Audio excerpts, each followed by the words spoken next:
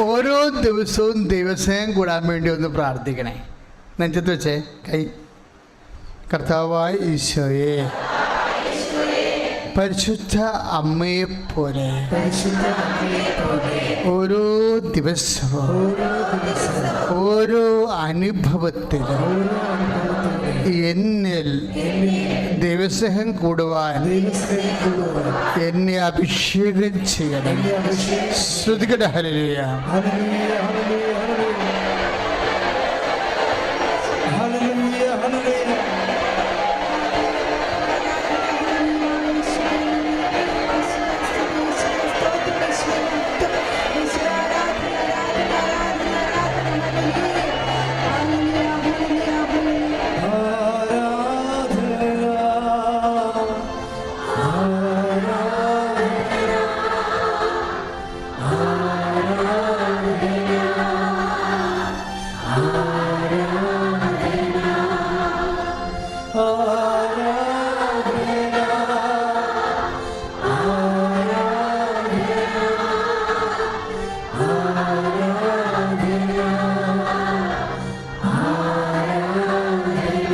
പരിശുദ്ധ പരമദിവ്യകാരുണ്യത്തിന്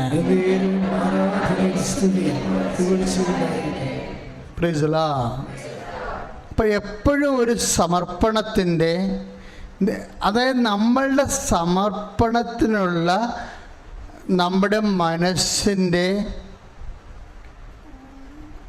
ഒരു ഇൻക്ലിനേഷൻ, ചായ്വ്, ബെൻഡിങ് അനുസരിച്ച്, പ്രവണത അനുസരിച്ചാണ് നമ്മുടെ ആധ്യാത്മികത ദൈവം അളക്കുന്നത്.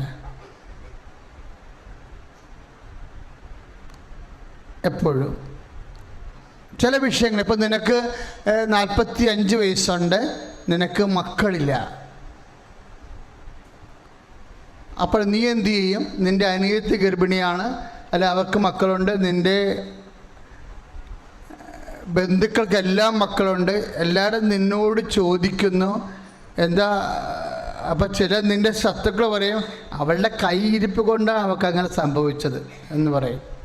അപ്പം കുത്തുവാക്കുണ്ട്, സഹതാപമുണ്ട്, ഇതെല്ലാം കൊണ്ട് നിൻ്റെ മനസ്സ് വാടിപ്പോകുന്നുണ്ടെങ്കിൽ ഇതെല്ലാം സമർപ്പണത്തിൻ്റെ വിഷയങ്ങളാണ്. ഈ സമർപ്പണത്തിനുള്ളൊരു പ്രത്യേകത,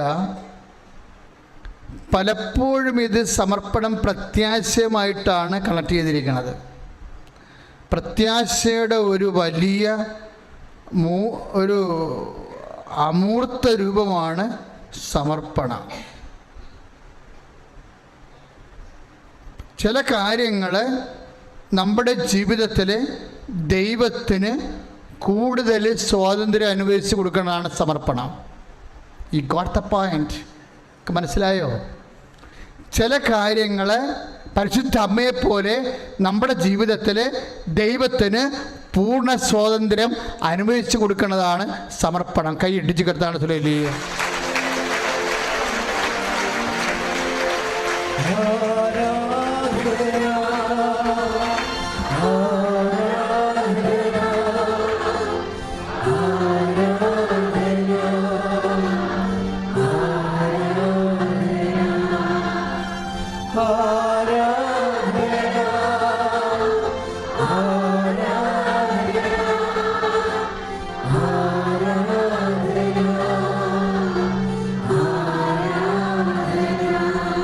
ഇപ്പം നമ്മൾ നോൻപിലല്ലേ?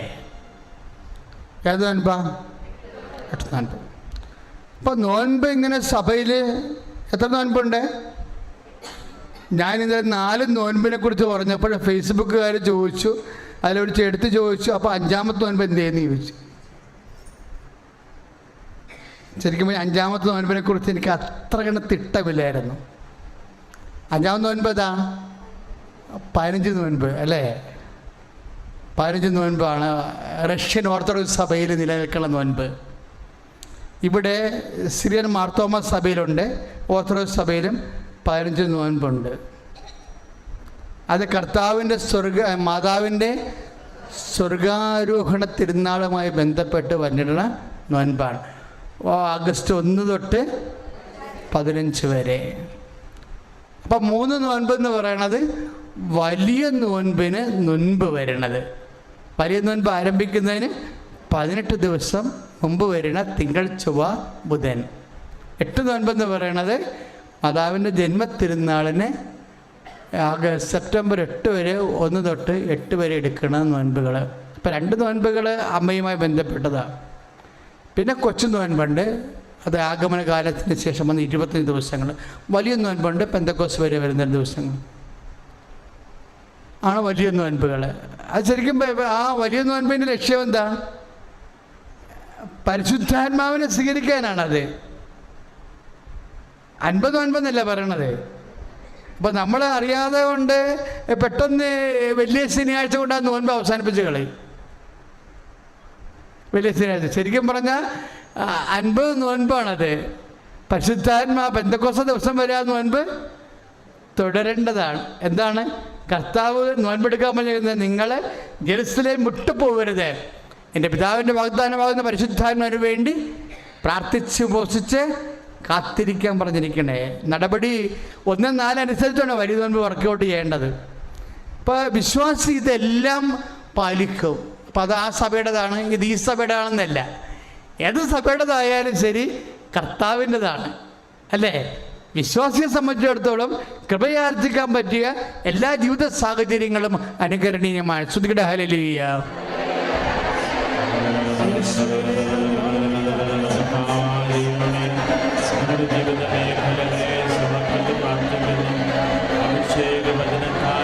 വിശ്വാസത്തെ ശക്തിപ്പെടുത്തുന്ന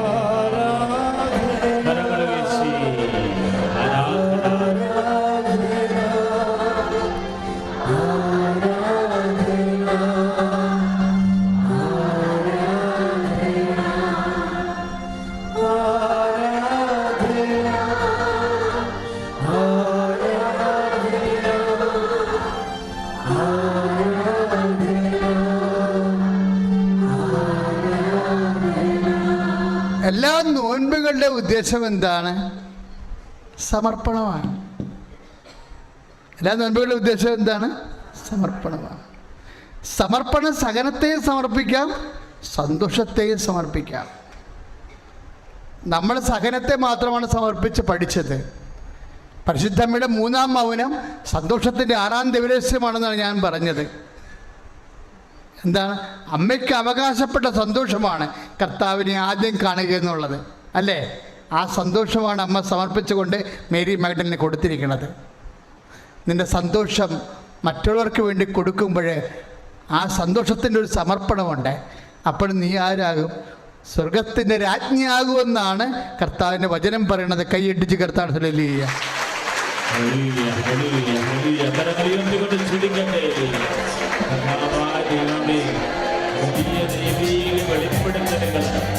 വെളിപാടുകൾ പരിശുദ്ധമ്മയെ കുറിച്ച് നൽകുന്നതിനെ നന്ദി പറയുന്ന കർത്താവേ, ഹല്ലേലൂയ. ദൈവദൂതന്മാർ വണങ്ങുന്നു ദൈവലോകരാജ്ഞിയേ,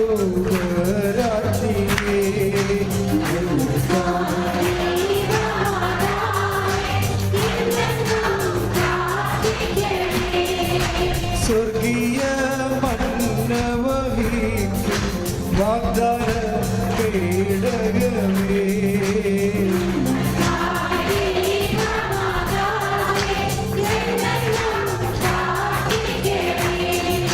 ഞങ്ങൾക്കായി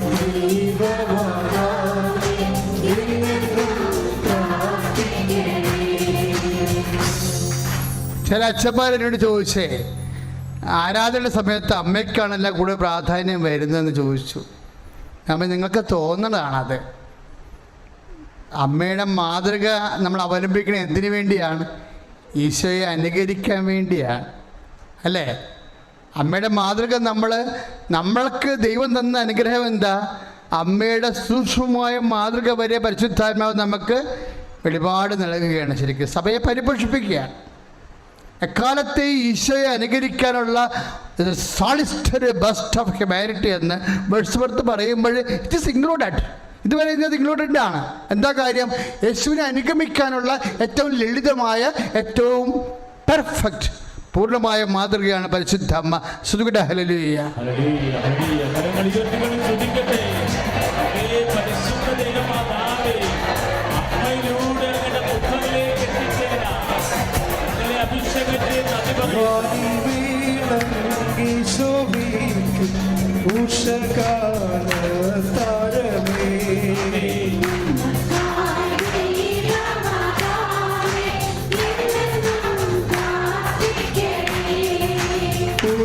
പൂർവ്വതാതന്മാർ വണങ്ങും കന്യകകൾ രാജ്ഞിയേ,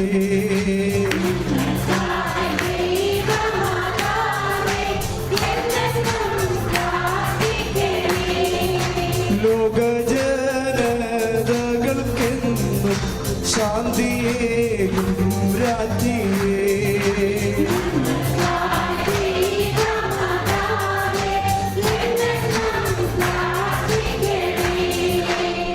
പരിശുദ്ധ പരമ ദിവ്യകാരുണ്യത്തിന് സങ്കടം സമർപ്പിക്കുന്നതിനേക്കാൾ സൂപ്പറാണ് സന്തോഷം സമർപ്പിക്കുന്നത്. പ്രീഡിയ, നീ ദൈവദരിസ്ഥ നീ കച്ചവടം ചെയ്യാൻ പഠിക്കണം. ഇതൊരു വ്യാപാരമാണ്. ഇപ്പം നമ്മളെ കുറ്റപ്പെടുത്തുന്ന ആത്മീയ വ്യാപാരക്കാരാണെന്നും പറഞ്ഞല്ലേ ആ നിരീശ്വരന്മാർ കുറ്റപ്പെടുത്തുന്നത്. ഇത് കറക്റ്റൊരു വ്യാപാരമാണ്. എന്ത് വ്യാപാരമാണിത്? കൃപ കൈകാര്യം ചെയ്യുകയും അത് കൈമാറ്റം ചെയ്യുകയും ചെയ്യുന്ന വ്യാപാരമാണ്. എന്താണ് ഇത് ഉദ്ദേശിക്കണത്? ഇപ്പം നിനക്കൊരാൾ വാങ്ങിച്ചു തരാമെന്ന് പറഞ്ഞു, നീ ജയിച്ചാൽ നീ എല്ലാത്തിനും ഫുൾ A+ മേടിച്ച ഏറ്റവും നല്ലൊരു വാച്ച് 20,000 രൂപയുടെ വാച്ച് തരാമെന്ന് പറഞ്ഞു. അപ്പം നീ പഠിച്ചു, അല്ലെങ്കിൽ നിനക്ക് സൈക്കിൾ തരാമെന്ന് പറഞ്ഞു, നീ പഠിച്ചു, സന്തോഷത്തോടെ ആഗ്രഹിച്ച് പഠിച്ചു, നീ എല്ലാത്തിനും A+ വാങ്ങിച്ചു, വാച്ച് വാങ്ങിച്ചു തന്നു. പക്ഷെ അതിന് 4,000 രൂപയെ വിലയുള്ളൂ. അപ്പം നിൻ്റെ സന്തോഷം പോയില്ലേ? 16,000 രൂപയുടെ സന്തോഷം പോയി. അതെന്തിനുള്ളതാണ് ആ സന്തോഷം? അമ്മ പറയും, നിനക്ക് വാങ്ങിച്ചു തരാമെന്ന് പറഞ്ഞാൽ അങ്കിളിനെ തോന്നിവാസം വിളിച്ചുകൊണ്ട് മോന്തം കയറിയിരിക്കാനുള്ളതല്ല. ആ സന്തോഷം നിനക്ക് ലഭിക്കാനിരുന്ന അവകാശം അത് നഷ്ടപ്പെടുമ്പോഴുള്ള ആ സന്തോഷം സമർപ്പിക്കാനുള്ളതാണ്. ദൈവവേദനെ നിന്റെ സകലം സമർപ്പിക്കുന്നതിനേക്കാൾ അത് വെള്ളിയാണെങ്കിൽ നിന്റെ സന്തോഷം സമർപ്പിക്കുന്നത് സ്വർണ്ണമാണ്. കൈ അടിച്ചു കർത്താൻ സുലലി. കരങ്ങൾ ഉയർത്തിക്കൊണ്ട് സ്തുതിക്കട്ടെ. കർത്താവേ, അഭിഷേകം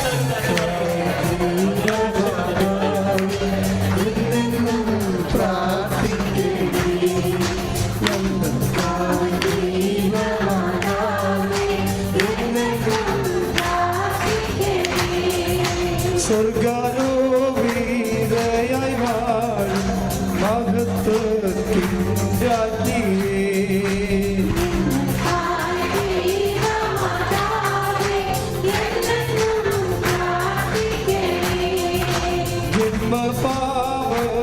ജന്മപാപവേശിടാത്ത നിർമ്മലയാം രാജ്ഞിയേ,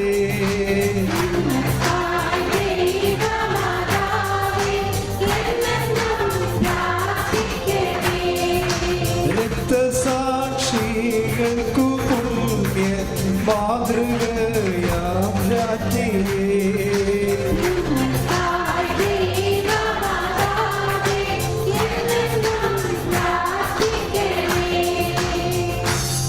പരിശുദ്ധ പരമദിവ്യകാരുണ്യത്തിന് നീ സന്തോഷം സമർപ്പിക്കുമ്പോൾ നീ മരിയനായി മാറും. ഇപ്പം നിങ്ങൾ ബസ്സിൽ പോവുകയാണ്, നിങ്ങൾ സമാധാനത്തിൽ കയറി ഇരിക്കുക, തൃശ്ശൂരേക്ക് പോവുകയാണ് അല്ലെങ്കിൽ ട്രിവാൻഡ്രത്തേക്ക് പോവുകയാണ്, ഇല്ലേ? നീ ബസ്സിൽ കയറി സ്വസ്ഥം, അയ്യോ ദൈവമേ ഇത്രയും നേരം കൃപാസനത്തിൽ ഞെരുങ്ങിയിരിക്കുകയായിരുന്നു, ഇപ്പോൾ ഞാൻ സീറ്റ് കിട്ടിയില്ല, ദൈവമാണ് എനിക്ക് സീറ്റ് തന്നതെന്ന് പറഞ്ഞിരിക്കുമ്പോഴാണ് ഒരു വല്യമ്മ വരണത്. അപ്പോൾ നമ്മൾ വല്യമ്മയെ നോക്കത്തില്ല, ചോദ്യചിഹ്നം പോലെ കീഴ്പ്പെട്ട് നോക്കിക്കൊണ്ടിരിക്കും. ഒരു ഡ്രൈവർ ബ്രേക്ക് പിടിക്കുമ്പോൾ വല്യമ്മ വന്ന് നമ്മുടെ സീറ്റിട്ട് ഇടിക്കും. അപ്പോൾ മറ്റുള്ളവർ നമ്മളിങ്ങനെ മോന്തം കയറി നോക്കും, ഒന്ന് എഴുതി കൊടുക്കാൻ പറ്റുന്നിരിക്കും. അവർ നോക്കണ മുമ്പ് നമ്മൾ എഴുന്നേക്കും, നമ്മുടെ സന്തോഷം നമ്മൾ സമർപ്പിക്കുകയാണ്. അപ്പം നമ്മൾ മാതാവാകും. ശ്രുതിയുടെ ഹല്ലേലൂയ. കരങ്ങൾ ഉയർത്തിക്കൊണ്ട് സ്തുതിക്കട്ടെ. കർത്താവേ, അനുഗ്രഹിക്കൂ.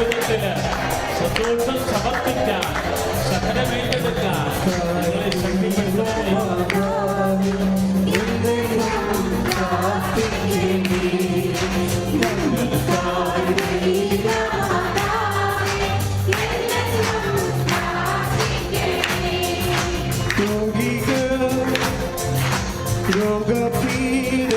രോഗപീഠകളിലെന്നും ആശ്വാസ താരകമേ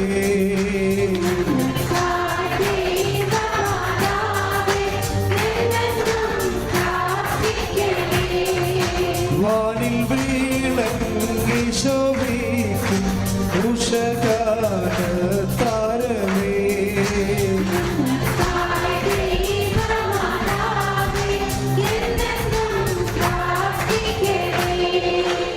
സഹനം സമർപ്പിച്ച് കോടീശ്വരം കൃപയുടെ കോടീശ്വരന്മാരാകുന്നതിനേക്കാൾ എളുപ്പമാണ് സന്തോഷം സമർപ്പിക്കാൻ. സഹനം സമർപ്പിക്കുന്നതിന് സാഹചര്യം ഒറ്റപ്പെട്ടത് കിട്ടത്തുള്ളൂ. സന്തോഷം സമർപ്പിക്കാൻ വേണ്ടി ഒത്തിരി വേണ്ടല്ലോ. ഒരു വിരുന്നുകാരൻ വന്നാൽ മതിയല്ല. നമ്മുടെ അങ്കിള് വൈകുന്നേരം രാത്രി നമ്മുടെ വീട്ടിൽ വന്നാൽ മതിയല്ലോ. എന്താ നമ്മുടെ കട്ടിൽ കൊടുക്കേണ്ടി വരും മിക്കവാറും. നമ്മൾ സമാധാനത്തിൽ കിടന്നുറങ്ങണ കട്ടിൽ അമ്മ പറയും, എടേ അങ്കിൾ ആ മുറി കിടക്കണമെന്ന് പറയും. അതോടുകൂടി നമ്മളെവിടെ കിടക്കണം? അടുക്കളപ്പിൽ കിടക്കണം. അപ്പോൾ നമ്മൾ മോന്തം കയറ്റി അങ്കിളിനെ കാണിക്കാതെ മോന്തം ഇങ്ങനെ പറയണേ. അപ്പോഴും സന്തോഷം സമർപ്പിക്കാൻ അപ്പോഴും ഓർക്കണം, അമ്മ എന്നിൽ ശക്തി പ്രാപിച്ചുകൊണ്ടിരിക്കുന്നു. ഒരു ടീച്ചർ ഇവിടെ സാക്ഷ്യം പറഞ്ഞില്ലേ, ഉടമ്പടി ഒരു ജീവിതക്രമമാണെന്ന്. എനിക്ക് ഭയങ്കരമായിട്ട് ഇഷ്ടപ്പെട്ട ആ വാക്ക്. എല്ലാ സാക്ഷ്യങ്ങളും പറഞ്ഞതിന് ശേഷമാണ് അവസാനം രേഖ ടീച്ചർ പറഞ്ഞത് ഉടമ്പടി ഒരു ജീവിതക്രമമാണ്. അതാണിപ്പോൾ ഈശോ സംസാരിച്ചുകൊണ്ടിരിക്കുന്നത്. ഇപ്പോഴേ മറിയത്തിൻ്റെ സമർപ്പണത്തെക്കുറിച്ച് പറയുകയാണ്. മറിയത്തിൻ്റെ ഏറ്റവും വലിയ സമർപ്പണം സന്തോഷത്തിൻ്റെ സമർപ്പണമാണ്.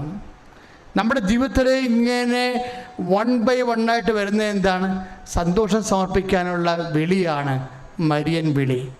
അതാണ് ക്രിസ്തുവിനെ അനുകരിച്ചുകൊണ്ട് നമ്മൾ പൂർണ്ണ ദൈവപൈതലായി നമ്മൾ മാറ്റണത്. കൈ അടിച്ച് കിടത്താണ് ചൊല്ലി.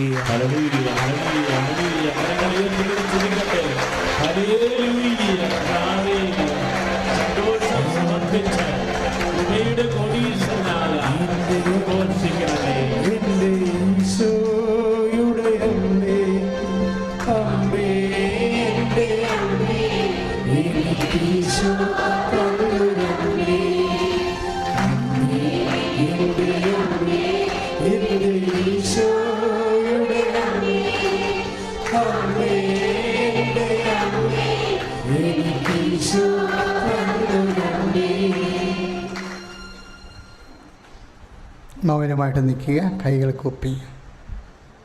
രോഗസൗഖ്യ പ്രാർത്ഥനയ്ക്ക് പ്രവേശിക്കുകയാണ്. രോഗസൗഖ്യം മാത്രമല്ല, കൃപാസനം മനുഷ്യൻ്റെ ഭൂമിക്ക് മുകളിലുള്ള എല്ലാ കാര്യവും അമ്മ ഏറ്റെടുക്കുവന്ന് കോമളഞ്ചേട്ടൻ്റെ സാക്ഷ്യം കേട്ടില്ലേ? ഇന്നത്തെ സാക്ഷ്യങ്ങളിൽ ഏറ്റവും ലളിതമായ സാക്ഷ്യം കോമളഞ്ചേട്ടൻ്റെതായിരുന്നു. കാര്യം റൂഡ് ലാംഗ്വേജ് ഉപയോഗിച്ചെന്നുള്ള എനിക്ക് ഇഷ്ടപ്പെട്ടത്. ഒത്തിരി ആകർഷകമായിട്ട് പറയാനറിയാൻ പറ്റും. ഉള്ളതുപോലെ ആ നാട്ടുവർത്തമാനത്തിൽ ഹൃദ്യമായി സംസാരിച്ചു. പശുവിനെല്ലാം വിറ്റു, ജീവിക്കാനുള്ള എല്ലാ മാർഗവും വെച്ചു. ശരീരം മുഴുവൻ ചൂടല്ലേ, ശരീരം മുഴുവൻ തിളക്കണേ. അങ്ങനെ ഒരു രോഗമാണ് ആ രോഗം. മരുന്നുമില്ല, പക്ഷെ അമ്മയുടെ കയ്യിൽ മരുന്നുണ്ട്. ആ സ്ഥലത്താണ് നീ നിൽക്കണമെന്ന് ഓർക്കണം. ഇപ്പോൾ നിന്നെയും കർത്താവ് സന്തോഷിപ്പിക്കാം. എനിക്ക് ഭയങ്കര ആഗ്രഹമാണ് നിങ്ങളെല്ലാവരും സൗഖ്യപ്പെടണമെന്ന്. ഞാനൊരു ഭംഗിക്ക് പ്രാർത്ഥിക്കണമല്ല, ഇത് ധ്യാനകേന്ദ്രമായതുകൊണ്ട് പ്രാർത്ഥിക്കണമല്ല. ഞാൻ നിങ്ങളെ വേദനിക്കാതിരിക്കണമെന്ന് ദൈവത്തിൻ്റെ മുമ്പിൽ കണ്ണീരിടുന്നത് കൊണ്ടാണ് നമുക്ക് രോഗശാന്തി പ്രാർത്ഥനയുള്ളത്. നിങ്ങൾ വേദനിക്കാതെ സന്തോഷത്തോടെ ജീവിക്കണമെന്ന് ഞാൻ ആത്മാർത്ഥമായിട്ട് ദൈവദിവസനെ ആഗ്രഹിക്കുന്നുണ്ട്. അല്ലാതെ ചട്ടപ്പടി ഒരു ധനകേന്ദ്രമല്ലേ, എന്നാൽ ഒരു രോഗശാന്തി പ്രാർത്ഥന ഒരു പ്രോഗ്രാമിൻ്റെ ഭാഗമായിട്ടല്ല നാം ചെയ്യണത്. You must live peacefully and with whole joy of the spirit. നീ കർത്താവിൻ്റെ കൃപയിൽ ജീവിക്കണം. നിൻ്റെ ഭൗതിക സാഹചര്യങ്ങൾ ക്രമീകരിക്കപ്പെടണം. ജോലി ഇല്ലാത്തവർക്ക് ജോലി കിട്ടണമെന്ന് നിർബന്ധമാണ്. എനിക്ക് നിർബന്ധമാണ്. അതിപ്പോൾ തുടങ്ങിയതല്ല. അച്ഛനായ കാലം മുതലേ ഉള്ള എല്ലാ മനുഷ്യരുടെ മുമ്പിലും വിശപ്പില്ലാതെ വിശപ്പ് കിട്ടും മനുഷ്യൻ ജീവിക്കണം. എല്ലാവർക്കും ഭക്ഷണം കിട്ടണം. അവരുടെ മാന്യമായ നിലവാരമനുസരിച്ച് ജീവിക്കണം. എല്ലാവരും സന്തോഷിച്ച് ജീവിക്കണം. ഞാൻ ഈശോനോട് പലപ്പോഴും എൻ്റെ സ്വകാര്യ പ്രാർത്ഥനയെ പറഞ്ഞിരിക്കണം, കർത്താവേ, പാപമല്ലാത്ത എല്ലാ സന്തോഷവും എല്ലാവർക്കും കൊടുക്കണമേ എന്നാണ്. സത്യമായിട്ട് ഈശോയുടെ ഇരിക്കാനുണ്ടല്ലോ, അമ്മ എൻ്റെ ഇടതുവശം നിൽക്കുന്നുണ്ട്. അമ്മ ഈശോയോട് ഞാൻ എന്നും പറഞ്ഞിരിക്കുന്നതാണ്, പാപമല്ലാത്ത എല്ലാ സന്തോഷവും എല്ലാവരും കൊടുക്കണമേ, എന്നിട്ട് അവരെല്ലാവരും നിന്നെ അറിഞ്ഞ് ജീവിക്കണമേ. അതാണ് ഞാൻ പ്രാർത്ഥിച്ചിരിക്കുന്നത്. എല്ലാവരും പാപമല്ലാത്ത എല്ലാ സന്തോഷവും എല്ലാവർക്കും കൊടുക്കണമേ, അവരെല്ലാവരും നിന്നെ ദൈവമായിട്ട് അറിഞ്ഞ് ജീവിക്കാൻ ഇടയാക്കണമേ. സ്തുതിക്കട്ടെ, ഹല്ലേലൂയ.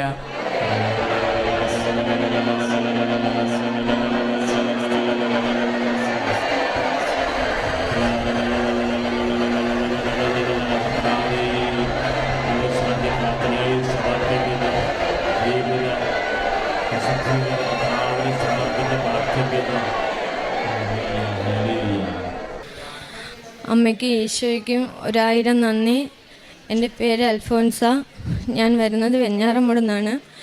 മലങ്കര കത്തോലിക്ക പെരുപ്പങ്കോട് പള്ളിയിലാണ് ഞാൻ പോകുന്നത്. ഞാൻ ഇവിടെ വന്നത് 10/4/2024 ഞാൻ ഉടമ്പടി എടുക്കുന്നത്. അന്ന് വന്ന സമയത്ത് എനിക്ക് ഒരു അടൂരൊക്കെ കഴിഞ്ഞിട്ടാണ്, ഒരു പാലത്തിൻ്റെ അവിടെ കയറിയപ്പോഴത്തേക്കും ഞാൻ ഒരു ചെറിയൊരു ഓട്ടോയെ ഞാൻ ഓവർടേക്ക് ചെയ്തായിരുന്നു. ഓവർടേക്ക് ചെയ്ത് കയറി, എനിക്ക് പാലത്തിൽ ഓവർടേക്ക് ചെയ്തുവിടുന്നുള്ള അറിഞ്ഞൂടായിരുന്നു. അങ്ങനെ കാറിലാണ് ഞാൻ വന്നത്. അങ്ങനെ വന്നപ്പോഴത്തേക്കും ഞാൻ വണ്ടി ഓവർടേക്ക് ചെയ്തപ്പോഴത്തേക്കും എതിരെ ഒരു ലോറി വന്നായിരുന്നു. അപ്പം ഞാൻ ഹോൺ അടിച്ചപ്പോഴത്തേക്കും വണ്ടി നിർത്തിയില്ലായിരുന്നു. ഞാൻ പെട്ടെന്ന് പേടിച്ച് ഞാൻ മാതാവിനോട് പറഞ്ഞു, മാതാവേ, വണ്ടി ഇടിക്കും എന്തായാലും, എനിക്കിനി ഒന്നും ചെയ്യാനില്ല, മാതാവിന് മാത്രമേ ഇനി എന്തെങ്കിലും ചെയ്യാനുള്ളൂ എന്ന് ഞാൻ മാതാവിനോട് പറഞ്ഞു.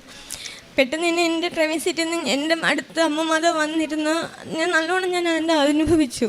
മാതാവ് എൻ്റെ അടുത്ത് വന്നിരിക്കുകയും എനിക്കതിൽ നിന്ന് രക്ഷപ്പെടുത്തുകയും ചെയ്തു. ഞാനിവിടെ വന്ന് ഉടമ്പടി എടുത്തു. അന്ന് തന്നെ ഞാൻ തിരിച്ചു പോവുകയും ചെയ്തു. അത് കഴിഞ്ഞിട്ട് പിന്നെ എനിക്ക് നട്ടിൽ തേയ്മാനമൊക്കെ ഉണ്ടായിരുന്നു. അങ്ങനെയാണ് ഞാൻ ഉടമ്പടി എടുത്തതും. പിന്നെ ഞാൻ തൈലമൊക്കെ തൊട്ടു, ഉടമ്പടി തൈലം, മാതാവിൻ്റെ ഉടമ്പടി തൈലം നിത്യം ഉപയോഗിക്കുകയും, ഞാൻ ബെൽറ്റൊക്കെ ഇട്ടിരുന്ന ഒരു വ്യക്തിയാണ്. എനിക്ക് ആ ബെൽറ്റെല്ലാം മാറ്റി, ഞാൻ കണ്ടിന്യൂസ് ആയിട്ട് മെഡിസിൻ എടുത്തുകൊണ്ടിരുന്ന ആളാണ്. എനിക്കതെല്ലാം മാറ്റി എൻ്റെ മാതാവ് എനിക്ക് എന്നെ സൗഖ്യം തരികയും ചെയ്തു. അതെല്ലാം കഴിഞ്ഞിട്ട് ഞാൻ 20/2/2025 ഞാൻ ഉടമ്പടി 3ാമത്തെ പ്രാവശ്യം ഉടമ്പടി പുതുക്കാൻ വേണ്ടിയിട്ടായിരുന്നു. ഞാൻ കൃപാസനത്തിലോട്ട് വന്ന സമയത്ത് എനിക്ക് ചടയമംഗലത്ത് വെച്ച് വണ്ടി ആക്സിഡൻ്റ് ഉണ്ടായി. ഞാൻ കരുതിയില്ല, എൻ്റെ വണ്ടി ഇടിക്കുമെന്നും ഞാൻ പ്രതീക്ഷിച്ചില്ലായിരുന്നു. ഞാനായിരുന്നു ഡ്രൈവ് ചെയ്തതെന്ന്. എൻ്റെ അമ്മയും മക്കളും ഉണ്ടായിരുന്നു എൻ്റെ കൂടെ. എൻ്റെ മക്കൾ ഉറക്കമായിരുന്നു. ഞാൻ വണ്ടി ഓടിച്ച് വന്നപ്പോഴത്തേക്കും ഒരു പുള്ളി യു-ടേൺ എടുത്തുകൊണ്ട് തിരിച്ച് കൊണ്ടുവന്ന് എൻ്റെ വണ്ടിയുടെ ഫ്രണ്ടിൽ കൊണ്ട് നിർത്തുമായിരുന്നു. ഞാനപ്പോൾ പേടിച്ചിട്ട്, അത്രയും പേടിച്ചായിരുന്നു ഞാൻ. പേടിച്ചിട്ട് ഞാൻ ഹോണടിക്കുകയും ഡിമ്മും ബ്രേറ്റും അടിച്ചിട്ടൊന്നും പുള്ളി വണ്ടി എടുത്തില്ല. ഞാൻ ഹോൺ നീട്ടി അടിച്ചിട്ടും പുള്ളി നിർത്തിയില്ല. ഞാനിരിക്കുന്ന ഡ്രൈവിംഗ് സീറ്റിൻ്റെ തൊട്ടടുത്ത് തന്നെ ഒരു ബാഗിൽ ഞാൻ എൻ്റെ മാതാവിൻ്റെ കാശ് രൂപവും ഉടമ്പടി തൈലവും ഉടമ്പടി ഉപ്പും എല്ലാം ഞാൻ കരുതിയിട്ടുണ്ട്. എൻ്റെ വണ്ടിയുടെ ഡാഷ്ബോർഡിനകത്ത് ബൈബിളുണ്ട്. പക്ഷേ എൻ്റെ വലത് സൈഡല്ല, ഇടത് സൈഡായിരുന്നു ഇടിച്ചത്. ഇടിച്ച സമയത്ത് ഞാൻ കരുതിയില്ല ഞാനിവിടെ ജീവനോടെ എൻ്റെ മാതാവിൻ്റെ മുന്നേ വന്ന് നിന്ന് സാക്ഷ്യം പറയാൻ പറ്റുമെന്ന് ഞാൻ കരുതിയതല്ല. അതുപോലെ ഞാൻ പേടിച്ചായിരുന്നു. എൻ്റെ മാതാവേ, ഈശോയെന്ന് ഞാൻ വിളിച്ചായിരുന്നു. പക്ഷേ ഇടത് സൈഡ് ഞാൻ ആ ബൈബിള് പോലും എനിക്ക് ആ ഡാഷ്ബോർഡിൽ നിന്ന് അനങ്ങാത്ത വിധം എൻ്റെ വണ്ടി നല്ലതുപോലെ ഇടിച്ചായിരുന്നു. നല്ലതുപോലെ ഇടിച്ച് ആ സൈഡ് ഫുള്ളും പോയായിരുന്നു. പക്ഷേ അപ്പോഴേക്കും ആ സമയത്ത് മാതാവിൻ്റെ ഈശോയുടെ സംരക്ഷണം ആവശ്യപ്പെട്ട് പ്രാർത്ഥിച്ചുകൊണ്ടിരുന്നത് കാരണം മാതാവ് ഈശോ എൻ്റെ അടുത്തോടി വന്നു. എൻ്റെ അടുത്തോടി വന്നത് ഒരു ഗ്രേ കളറിട്ട ഷർട്ടിട്ട ഒരു ആളായിരുന്നു എൻ്റെ അടുത്തോടി വന്നത്. മാതാവ് ഈശോയുടെ സാന്നിധ്യമായിരുന്നു അപ്പോഴവിടെ ഉണ്ടായിരുന്നത്. ഓടി വന്നപ്പോൾ ഞാൻ ചോദിച്ചു, ഞാൻ വണ്ടി ഒന്ന് എടുത്ത് മാറ്റിയിടുമെന്നിട്ട് ഞാൻ വണ്ടി ഓഫ് ചെയ്തപ്പോൾ എന്നോട് പറഞ്ഞു, വണ്ടി ഓഫ് ചെയ്യണ്ട, ഒന്നുകൊണ്ട് പേടിക്കണ്ട, വണ്ടി സൈഡിലോട്ടെടുത്ത് മാറ്റിയിടാൻ പറഞ്ഞപ്പോഴും ഞാൻ പറഞ്ഞു, പവർ സ്റ്റിയറിങ്ങുള്ള വണ്ടിയാണ്, എനിക്കത് പറ്റുന്നില്ല എന്ന് പറഞ്ഞിട്ട് ഞാൻ പറഞ്ഞു, ഒന്ന് മാറ്റിയിടാൻ വന്നിട്ട് പറഞ്ഞു, പേടിക്കണ്ട, ഞാൻ സൈഡ് പറഞ്ഞു തരാം, മാറ്റിയിട്ടോളാൻ പറഞ്ഞു. ഞാൻ വണ്ടി ആ സൈഡിലോട്ടെടുത്ത് മാറ്റിയിട്ടായിരുന്നു. പിന്നീട് എനിക്ക് സൈഡ് പറയാൻ ഞാൻ ആ പുള്ളി അവിടെ മുഴുവനും ഞാൻ നോക്കി കണ്ടില്ല. ഈശോ ആൾക്കൂട്ടത്തിനിടയിലായിട്ട് മറഞ്ഞതുപോലെയായിരുന്നു ആ പുള്ളി. ഞാൻ അവിടെ നിന്ന് പോരുന്നവരെയും ഞാൻ നോക്കി. പിന്നീട് എൻ്റെ മക്കളാണ് പറഞ്ഞതമ്മ, ആ വന്ന ആള് മാതാവിൻ്റെ ഗ്രേ കളർ ഷർട്ടായിരുന്നു അമ്മ ഇട്ടിരുന്നത്. മാതാവ് ഈശോ ആയിരുന്നു. എനിക്കങ്ങനെ ഞാൻ അതിൽ നിന്ന് രക്ഷപ്പെട്ടു. പിന്നെ അതെല്ലാം കഴിഞ്ഞു. അമ്മയ്ക്ക് വായിലൊരു ക്യാൻസറിൻ്റെ ഒരു ലക്ഷണമായിരുന്നു അത്. എപ്പോഴും പല്ല് തേക്കുമ്പോഴും എല്ലാം മോണയിൽ നിന്ന് എപ്പോഴും ബ്ലഡ് വരുമായിരുന്നു. കുരുക്കളുണ്ടായിരുന്നു മോണയിൽ, 2-3 കുരുക്കളായിരുന്നു. ആ കുരുക്കളിൽ നിന്നെല്ലാം പല്ല് തേക്കുമ്പോൾ ബ്ലഡ് പൊട്ടി വരുമായിരുന്നു. അപ്പോഴും അമ്മ എന്നോട് പറയും, എനിക്ക് പല്ല് വേദനയുണ്ട്, എൻ്റെ മോണയിൽ നിന്ന് ബ്ലഡ് പൊട്ടി വരുന്നുണ്ട് എന്നെല്ലാം പറഞ്ഞു. അപ്പോഴും ഞാൻ മാതാവിനോട് ഈശോയോടും ഞാൻ പറഞ്ഞു, മാതാവേ, എനിക്ക് ഈ ലോകത്തിൽ എനിക്ക് വേറെ ഒന്നും വേണ്ട, ഒന്നും ഞാൻ ആവശ്യപ്പെടുന്നില്ല, എനിക്ക് എൻ്റെ അമ്മയെ മാത്രം മതി. ആയുസ്സാരോഗ്യത്തോടെ എനിക്ക് എൻ്റെ അമ്മയെ വേണമെന്ന് ഞാൻ പറഞ്ഞായിരുന്നു. അതിനുശേഷം ഞാൻ എപ്പോഴും അമ്മ ഇത് പറയുമ്പോഴെല്ലാം ഞാൻ പ്രാർത്ഥിക്കാനിരിക്കുമ്പോഴും എപ്പോഴും അമ്മയ്ക്ക് ഉടമ്പടി തൈലം തൊട്ട് കൊടുക്കുമായിരുന്നു. ഞാൻ പ്രാർത്ഥിക്കുമായിരുന്നു. മാതാവിനോട് ഞാൻ നിരന്തരം പ്രാർത്ഥിക്കുകയും ചെയ്യുമായിരുന്നു. ജോസഫ് അച്ഛൻ്റെ ഉടമ്പടി ധ്യാനത്തിൽ അച്ഛൻ ഇങ്ങനെ പറയുന്നുണ്ടായിരുന്നു, ഒരു സ്ത്രീ അമ്മ എപ്പോഴും ഇങ്ങനെ തൊട്ട് നോക്കിയിരിക്കുമായിരുന്നു, എനിക്കെന്താണ്. അപ്പോൾ ആശുപത്രി കൊണ്ടുപോയപ്പോഴും ഡോക്ടർ പറഞ്ഞു 2-3 കുരുക്കളുണ്ടായിരുന്നു, എടുത്ത് കളഞ്ഞു, ഇനി അങ്ങനെ ഉണ്ടാവുകയാണെങ്കിൽ RCC കൊടുക്കണമെന്ന് പറഞ്ഞായിരുന്നു. അപ്പോഴും ഞാൻ എൻ്റെ മാതാവിൽ വിശ്വസിച്ചു. എൻ്റെ മാതാവ് എനിക്കൊന്നും വരുത്തത്തില്ല എന്നുണ്ടായിരുന്നു. അമ്മ എപ്പോഴും ഇങ്ങനെ നോക്കിയിരിക്കുമ്പോഴും അച്ഛൻ പറയുന്നുണ്ടായിരുന്നു ധ്യാനത്തിൽ, ഒരു സ്ത്രീ ഇങ്ങനെ തൊട്ട് നോക്കി ഇരിക്കുന്നുണ്ട്, അവർക്ക് ക്യാൻസർ ആണോ എന്നുള്ളത്, അത് മാതാവ് സൗഖ്യപ്പെടുത്തുന്നു എന്ന് പറഞ്ഞു. ആ നിമിഷം തൊട്ട് ഇന്ന് വരെ എൻ്റെ അമ്മ ഈ വേദനയുടെ കാര്യമോ അവിടെ ഒരു കുരുക്കളിങ്ങനെ വരുന്നെന്നോ ഒന്നും അമ്മ പറഞ്ഞിട്ടില്ല. ഇപ്പോഴും വിശ്വസിച്ച് ഉടമ്പടി തൈലം തൊട്ട് തേക്കുന്നുണ്ട്. മാതാവ് തന്ന അനുഗ്രഹങ്ങൾ ഒത്തിരിയാണ്. അമ്മയ്ക്ക് ഈശോയ്ക്കും 1000 നന്ദി.